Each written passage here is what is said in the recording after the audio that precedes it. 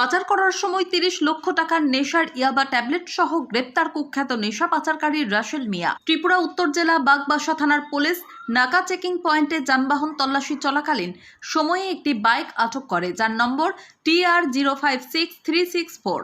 বাইকটি আটক করে বাগবাসা থানার পুলিশ অফিসার ইনচার্জ পার্থদেব যখন ত্রিপুরা সিপাহীজলা জেলা সোনামুড়া মতিনগরের বাসিন্দা রাসেল মিয়াকে জিজ্ঞাসাবাদ করছিল, সেই সময় রাসেল মিয়ার আচরণ থেকে সন্দেহ হয় উপস্থিত পুলিশ কর্মীদের।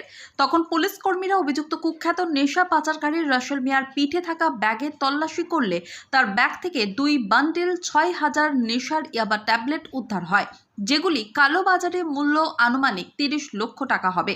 পুলিশ ধৃত নেশা পাচারকারী রাসেল মিয়ার বিরুদ্ধে NDPS ধারায় মামলা হাতে নিয়ে এই নেশা পাচারের সাথে আর কে জড়িত রয়েছে ধৃত নেশা পাচারকারী রাসেল মিয়াকে জোর জিজ্ঞাসাবাদ চালাচ্ছে বাগবাসা থানার পুলিশ। আমাদের নাকা পয়েন্টে একটা আমরা পালসার মোটর বাইক আটক করি, যাহার নাম্বার TR056364। তখন বাইকের চালক ছিল এবং তার আচরণ যথেষ্ট সন্দেহ হওয়ায় আমরা তাকে চেক করি। তার পিঠে তখন একটা পিট্টু ব্যাগ ছিল।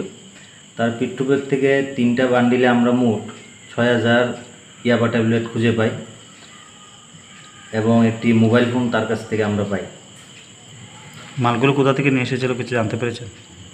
এগুলা এখনও তদন্ত চলছে, তবে যতটুকু আমরা তার কাছ থেকে প্রাথমিকভাবে জানতে পেরেছি এটা আসাম থেকে নিয়ে এসেছি। ছেলেটা বাড়ি কোন জায়গায়?